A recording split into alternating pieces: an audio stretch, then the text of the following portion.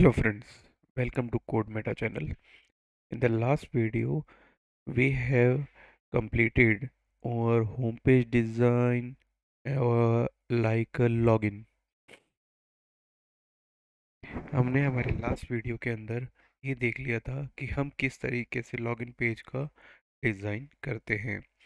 साथ ही साथ हमने देखा कि हमारा जो कोड है वो हम किस तरीके से इम्प्लीमेंट करते हैं राउट का, और जो लॉगिन पेज होता है उसको किस तरीके से हम क्लास के साथ सेटअप करते हैं। नाउ इस वीडियो में हम देखेंगे कि हम हमारे लॉगिन पेज को किस तरीके से वैलिडेट कर सकते हैं। लॉगिन पेज का जो वैलिडेशन होता है या किसी भी पेज का जो वैलिडेशन होता है वो डिपेंड करता है आपकी रिक्वायरमेंट पे, कि किस तरीके की आपकी रिक्वायरमेंट है और आपको क्या क्या वैलिडेशन चाहिए। इस वीडियो में हम एक सिंपल वैलिडेशन की बात कर रहे हैं। अगर हम देखें हमारी एप्लीकेशन को, तो हमने यहाँ पे जो इम्प्लीमेंट किया है पेज को रिलोड करने के बाद, कि अगर हम यहाँ पे कुछ भी टाइपिंग करना स्टार्ट करते हैं तो हमारे पास आता है यूज़र नेम नॉट वैलिड। और अगर प्रॉपर हम एट द रेट लगा के कुछ भी डोमेन डिफाइन कर दें तो हमारे पास वो एरर रिमूव हो जाती है। नाउ और सेकंड, अगर पासवर्ड को देखें, पासवर्ड में हम कुछ लिखना शुरू करते हैं तो हमारे पास एरर आती है, और टिल 6 डिजिट तक के पासवर्ड के बाद हमारे पास वो एरर रिमूव हो जाती है। अगर हम यहाँ पे नीचे ईमेल में कोई चेंज करें या फिर पासवर्ड में कोई चेंज करें तो उसके अकॉर्डिंग अपने आप चीज़ इफ़ेक्ट हो जाती है, यानी दोनों में से कोई भी चेंज करते हैं हम तो वो चीज़ इफ़ेक्ट होती है ऑन चेंज के ऊपर। अगर आप देखो दोनों के अंदर आपने रॉन्ग चीज़ डाल दी, यानी ईमेल के अंदर प्रॉपर ईमेल नहीं है और पासवर्ड की लेंथ एक बार टच करने के बाद में कम हो जाती है, तो हमारे पास दोनों लिखे हुए आते हैं कि पासवर्ड या यूज़र नेम वैलिड नहीं है। देखो अगर मैं इसको रिमूव कर दूंगा अब एक बार के बाद में, तो दोनों के अंदर इशू आ जाएगा लिखा हुआ कि यूज़र नेम और पासवर्ड वैलिड नहीं है। ठीक, तो हमें यही चीज़ करनी है। नाउ अब ये करी कैसे हमने, सबसे पहले जाते हैं हम हमारे लॉगिन डॉट जेएस पेज के अंदर। यहाँ पे देखते हैं हमने किया क्या एक्चुअल में। यहाँ पे आने के बाद हम हमारा जो कर्सर टर्मिनल है इसको नीचे ले जाते हैं। यहाँ पे हमने देखा कि लॉगिन डॉट जेएस के अंदर हमने क्या किया था, हमने हमारा लेफ्ट हैंड सेक्शन बनाया था, राइट हैंड सेक्शन बनाया था, और राइट हैंड सेक्शन में हमने हमारे फॉर्म को इम्प्लीमेंट किया था, एचटीएमएल को। नाउ अब क्या किया हमने, जैसा कि हमने प्रीवियस वीडियो में बात करी थी कि हम इस पेज को कंपोनेंट्स में, चाइल्ड कंपोनेंट्स में ब्रेक करेंगे। कैसे, कि हमने क्या किया, एक एक पैटर्न बना लो कि हमारी जो जेएस होगा उसका जो फाइल नेम होगा वो कैमल केस होगा या लोअर केस होगा या ऑल कैपिटल होगा, और उसी वे में लेके चलना है उसे। और ऐसे ही हमारी जो इमेज का नेम होता है उसका भी सेम वे होगा।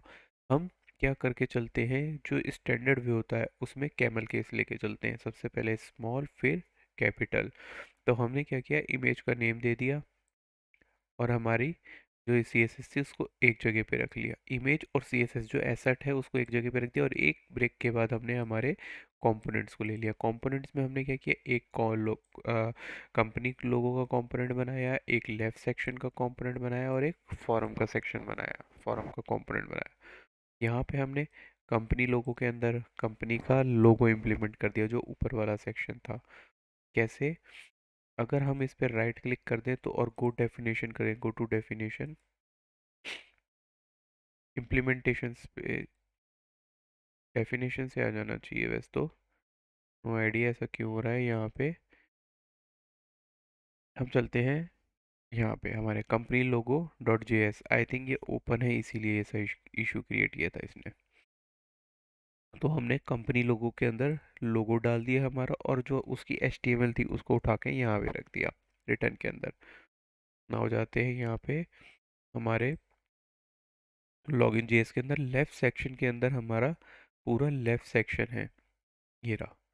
ठीक, ये क्या था, हमारा जो ग्रीन पार्ट था जिसके अंदर टेक्स्ट लिखा था, ये वाला सेक्शन है। राइट पार्ट हमारा ये रहा, और इसके अंदर जो हमने फॉर्म बनाया था उसे हमने सेपरेट कर दिया। ठीक, सेपरेटली यहाँ पे ये डिफाइन कर दिया। नाउ अब क्या करते हैं हम कि एक जो हमने लॉगिन फॉर्म डॉट जेएस बनाया उसमें चलते हैं। इसके लिए हमें वैलिडेशन लगाने के लिए सबसे पहले हमें क्या क्या चीज़ देखनी है कि हमें रिक्वायर क्या है। सबसे पहले हमें एक यूज़र नेम चाहिए, उसकी वैल्यू निकालनी होगी। दूसरा पासवर्ड, उसकी वैल्यू निकालनी होगी। तीसरा उसे वैलिडेट करने का एक हमें वेरिएबल चाहिए होगा। और चौथा कि एक क्या होता है कि सपोज हमने कोई इनपुट है उसके अंदर टाइपिंग स्टार्ट करी या अभी तक हमने टाइपिंग नहीं करी, तो क्या होता है जो हमारा वैलिडेशन एरर होती है वो पहले से दिखने लग जाती है। तो उसको हटाने के लिए हमने एक ब्लर नाम की चीज़ ले ली कि यूज़र नेम ब्लर है वो। इसकी बात हम आगे करने वाले हैं कैसे, कि एक बार हम इसे छोड़ देते हैं ब्लरनेस को। हम क्या करते हैं, हम लेते हैं यूज़र नेम और वैलिडेशन का सेट स्टेट ले लेते हैं, यानी यूज़ स्टेट ले लेते हैं। और इस यूज़ स्टेट की बात हम पहले कर चुके हैं, ये किस तरीके से हम डिफाइन करते हैं। और ऐसे ही हमने पासवर्ड के लिए ले लिया यूज़र नेम, पासवर्ड और पासवर्ड वैलिड, दो हमने इसके अंदर स्टेट्स बना दी। नाउ अब क्या करते हैं, एक बार के लिए हम इसको भूल जाते हैं कि ये चीज़ यहाँ पे एग्जिस्ट करती है। ठीक है, हम इसे कमेंट कर देते हैं। ठीक है, ब्लर वाली चीज़ों को हम एक बार के लिए कमेंट कर देंगे।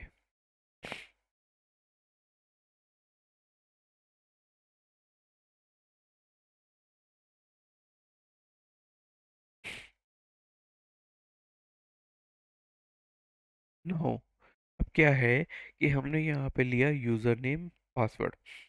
हम क्या करते हैं, हम चाहते हैं जो हमारा एक ईमेल है, बेसिक वैलिडेशन होता है, वो ईमेल की तरह काम करे। तो हमने उसका रेगुलर एक्सप्रेशन लिखा सबसे पहले तो यहाँ पे। आप इसको यूज़ कर सकते हो और ये हर जगह हर ईमेल के साथ काम करेगा। दूसरा, हमने क्या किया कि हमारी जितने भी इनपुट चेंज होती है, हमने पहले भी बात करी कि इनपुट चेंज में हमें क्या करना होता है, ऑन चेंज। और हमने बनाया यूज़र नेम हैंडलर नाम का फंक्शन बनाया, जहाँ पे हमने जो टारगेट वैल्यू थी को सेट कर दिया। ठीक है, जिससे कि हमारा जो स्टेट है यूज़र नेम का उसके अंदर वैल्यू आ जाए। और ऐसे ही पासवर्ड को भी सेट कर दिया। ठीक, ये हम पहले भी बात कर चुके हैं कि किस तरीके से हम यूज़ स्टेट का यूज़ करते हैं।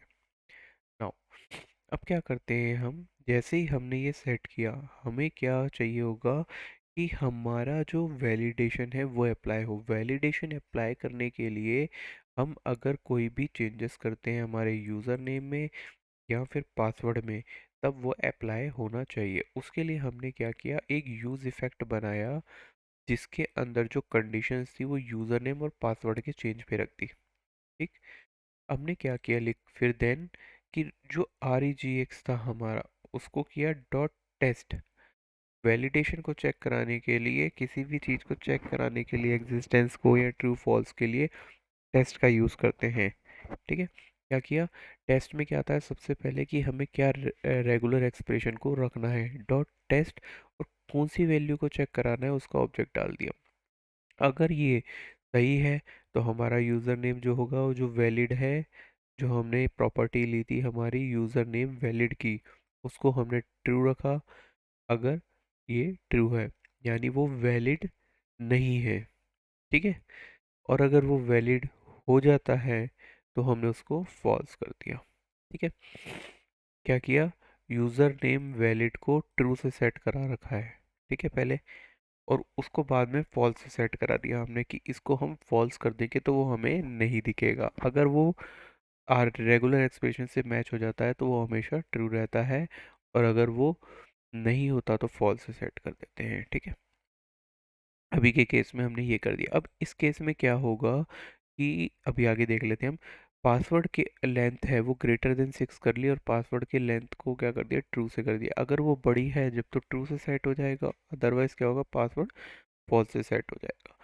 अगर हम इसे चलाते हैं हमारे ब्राउज़र में, चलते हैं इसे चलाते हैं, तो हमको क्या होगा, लॉगिन किया, देखो यूज़र नेम और पासवर्ड स्टार्टिंग से ही लिखा हुआ आ रहा है कि वो वैलिड है कि नहीं है। चाहे अब देखो इसके बाद चेंज हुई, ठीक है। अगर अब हम इसे हटा देंगे तो ये वापस से एरर दे जाएगा, ठीक है। यानी ऑन द पेज लोड के ऊपर ये चीज़ आ गई। अब ऑन द पेज लोड के ऊपर ये चीज़ आई तो इसको हटाना है तो कैसे करना है कि जब तक हम इसको टच नहीं करें, जब तक कि ये चीज़ दिखनी नहीं चाहिए हमें एरर। तो इसके लिए हमने क्या किया, हम हमारे विजुअल कोड एडिटर में चलते हैं।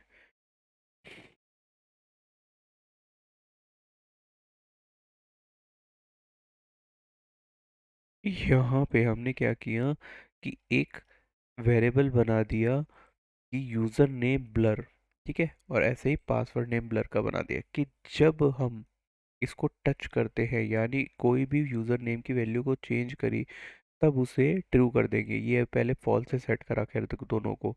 अगर उसकी वैल्यू को चेंज कर दिया तब ये ट्रू से चेंज होगी। और इसको क्या किया हमने, यहाँ पे सेट करवाया। यूज़र नेम में यूज़र नेम सेट कराएंगे और पासवर्ड में पासवर्ड सेट कराएंगे,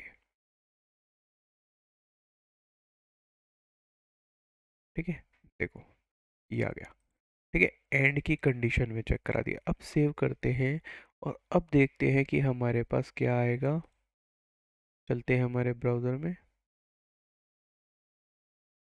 तो देखो, जब पेज लोड होगा तो हमारे पास वो एरर नहीं दिखेगी। एरर कब दिखेगी, जब हमने इसको टच कर दिया एक बार, तभी दिखेगी, अदरवाइज नहीं दिखेगी हमें, ठीक है। तो इस तरीके से हम जो बेसिक वैलिडेशन होता है वो अप्लाई करते हैं, ठीक। और दोस्तों आपको समझ आया होगा बेसिक वैलिडेशन किस तरीके से हम हमारे लॉगिन फॉर्म पे अप्लाई कर सकते हैं। इसके बाद डिपेंड होता है कि आपका बटन दिखेगा नहीं दिखेगा, या ओपेसिटी कम होगी, या फिर वो क्लिक नहीं होगा। और अलग अलग तरीके के वैलिडेशंस होते हैं।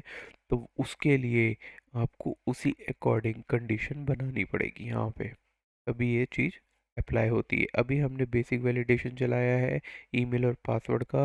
अभी हम इसके बाद क्या करेंगे, बटन को ब्लर कर देंगे। और यहाँ पे हमारी जितना भी अब आने वाली वीडियो में भी देखेंगे कि जब हम बटन पे क्लिक करते हैं तो हमारी जो एप्लीकेशन है वो हमें रिस्पांस देती है कि नहीं देती, कि लॉगिन जो है हमारा वो एग्जिस्ट करता है कि नहीं करता।